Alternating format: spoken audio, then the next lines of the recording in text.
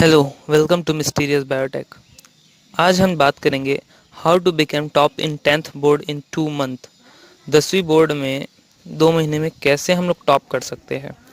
तो बहुत से लोगों का ये सवाल रहता है और ये क्वेरी रहता है और ये डाउट भी आता होगा कि क्या हम लोग 10th में टॉप कर सकते हैं 2 महीने में।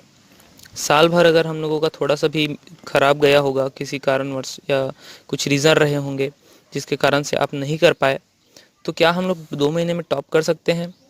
तो इसका आंसर है बिल्कुल कर सकते हैं आप। अगर आपने साल भर थोड़ा भी पढ़ा है तो भी आप टॉप कर सकते हैं, इसमें कोई भी संदेह नहीं है।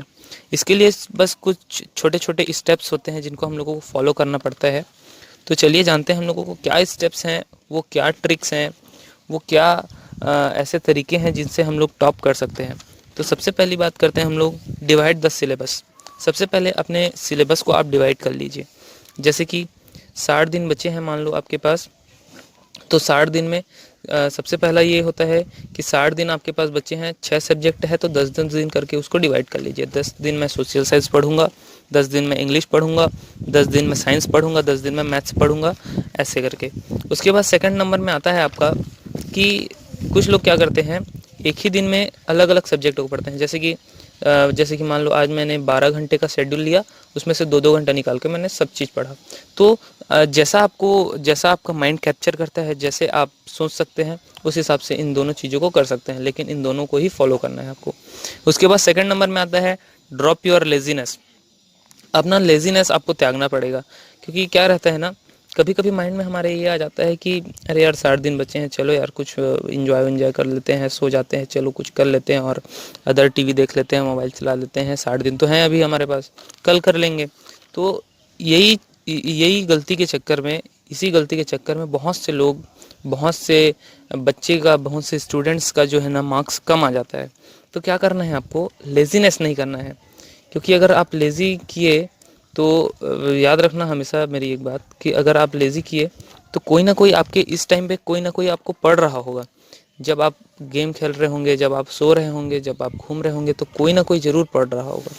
तो इस बात को हमेशा याद रखना, और वो कोई ना कोई पढ़ने वाला आपसे आगे निकल सकता है। तो आपको अपना लेज़ीनेस ड्रॉप करना पड़ेगा।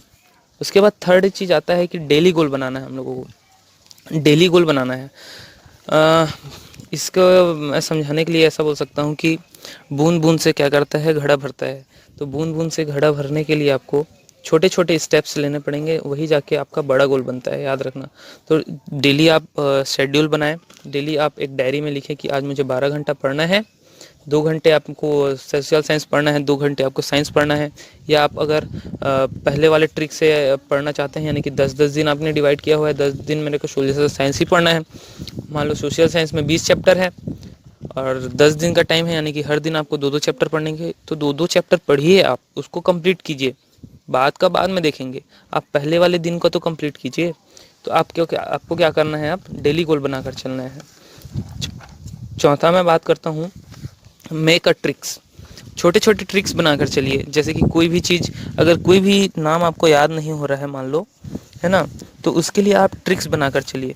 जैसे कि लैक्टोबैसिलस हो गया है ना, साइंस में लैक्टोबैसिलस आ गया मान लो, तो उसका फर्स्ट लेटर और सेकंड लेटर को किसी किसी के नाम से जोड़ दीजिए, किसी के नाम से जोड़ दीजिए, या कुछ ऐसा ट्रिक्स बना लीजिए जिससे आपको वो नाम हमेशा याद रहे।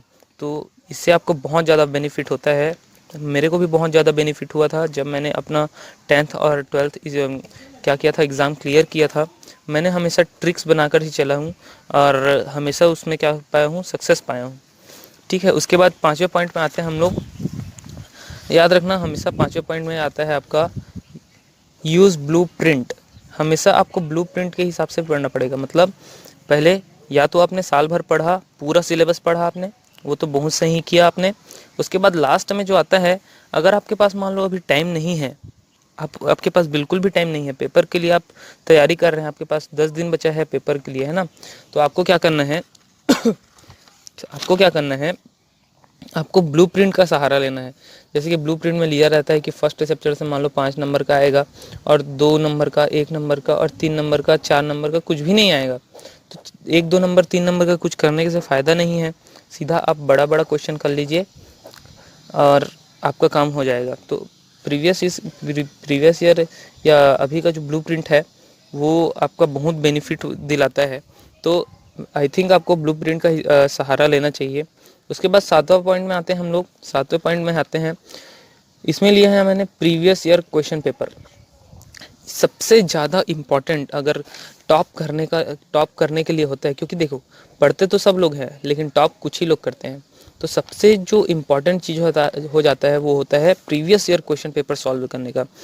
जब तक आपने प्रीवियस ईयर सॉल्व नहीं किया है क्वेश्चन पेपर, तो आपको एग्ज़ाम का पैटर्न नहीं पता है। अब अगर आपको एग्ज़ाम का पैटर्न नहीं पता है तो आप सडनली एग्ज़ाम में जाओगे तो आप घबराहट होगी, घबराहट से पेपर बिगड़ जाएगी। इसलिए जैसे आप क्वेश्चन पेपर प्रीवियस ईयर का लगाते हैं तो आपके मोर देन 70% चांस बढ़ जाते हैं कि आप स्कूल में अब या और कहीं भी टॉप करें। मोर देन 70%, जो कि बहुत बड़ा फिगर होता है। इसलिए आप प्रीवियस ईयर का क्वेश्चन पेपर लगाएं। प्रीवियस ईयर के क्वेश्चन पेपर लगाने से फ़ायदा ये होता है कि आपको चीज़ें समझ में आती है, और चांसेस ये भी रहते हैं कि प्रीवियस ईयर का कोई क्वेश्चन पेपर से जो क्वेश्चंस हैं वो उठा के आपके न्यू क्वेश्चन में डाल दिया जाए, न्यू आपके एग्ज़ाम में डाल दिया जाए। तो आपको ये करना कभी नहीं भूलना है। उसके बाद 8वां पॉइंट ये आता है कि आपको प्री बोर्ड का प्रिपरेशन करना है। हमेशा क्या होता है कि कोई बच्चे प्री बोर्ड का दिलाते नहीं हैं या उसको स्किप कर देते हैं, लेकिन मैं आपको सीरियसली बता दूं कि प्री बोर्ड से हमेशा हमेशा मोर देन 40% क्वेश्चन आते हैं, मोर देन 40%।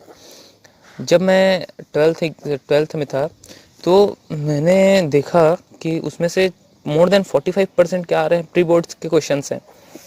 इसलिए मैं बोल रहा हूँ आपको कि जब आप 10th की तैयारी करें तो अपना प्री बोर्ड का जो क्वेश्चन पेपर है वो किसी को ना दें, खुद से तैयारी करें, और जितना हो सके उतना सबको एक बार समझ लें, सबको एक बार पढ़ लें, ताकि वो हमारे दिमाग में बैठे रहे।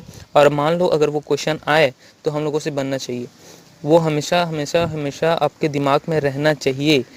और ये जो छोटे छोटे ट्रिक्स हैं वही आपको सक्सेस दिलाएंगे। उसके बाद आते हैं हम लोग मैथमेटिक्स टिप पे। मैथमेटिक्स में आपको हर फार्मूले याद होने चाहिए, आपको हर फार्मूले याद होना चाहिए मैथमेटिक्स में। तभी आपके जो मैथ्स है वो बनता है, न्यूमेरिकल्स बनता है। और जो बड़े बड़े जो पोर्शन में जैसे कि ट्रिग्नोमेट्रीज है ना, इसमें जो 5 नंबर का क्वेश्चन है उसको तो स्किप करना ही नहीं है। और मैं तो ये बोलता हूँ कि 5-5 नंबर का जो बड़ा बड़ा होता है, जैसे कि 5 नंबर का हो गया, 4 नंबर का हो गया, उनको आप पहले करें ताकि बड़ा पोर्शन छूटे ही ना हमसे। देन उसके बाद छोटा छोटा पोर्शन कवर करना चालू करें।